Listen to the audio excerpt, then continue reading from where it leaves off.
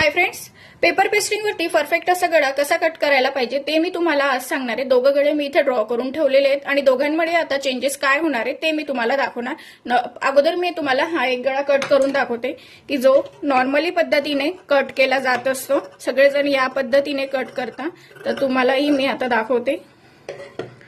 हा एक मी राऊंड गळा घेतलाय। नॉर्मली तुम्ही कुठलाही गळा घेऊ शकता। आता इथूनच मी वरून याला कट करून तुम्हाला दाखवला। आता मी ओपन करून दाखवते पहा। आता हा एक झाला आपला नॉर्मल गळा। हा आता मी हा एक गळा तुम्हाला कट करून दाखवते। आता हा आपल्याला कसा कट करायचा। आता ही साइडने जे आपण एक्स्ट्रा मार्जिन घेतली आहे ती अगोदर आपण कट करून घेऊया। हा स्वीट आर्ट गळा घेतलाय मी इथे। आता हे कट झाल्यावरती आता आपण त्या गळ्याला इथून कट केलं, याला आपल्याला इथून नाही कट करायचंय। इथून पेस्टिंगच्या आतून आपल्याला 1/2 इंच असं घ्यायचंय पेस्टिंग आणि मग गळा आपल्याला कट करायचा आहे। मी तुम्हाला दाखवते की दोघांमध्ये आता काय चेंजेस झालेत ते असं।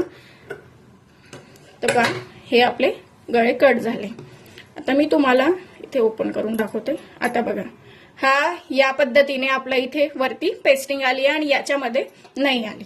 आता परफेक्ट असा गळा मग आपला दोघांमधून कुठला झाला ते मी तुम्हाला सांगते।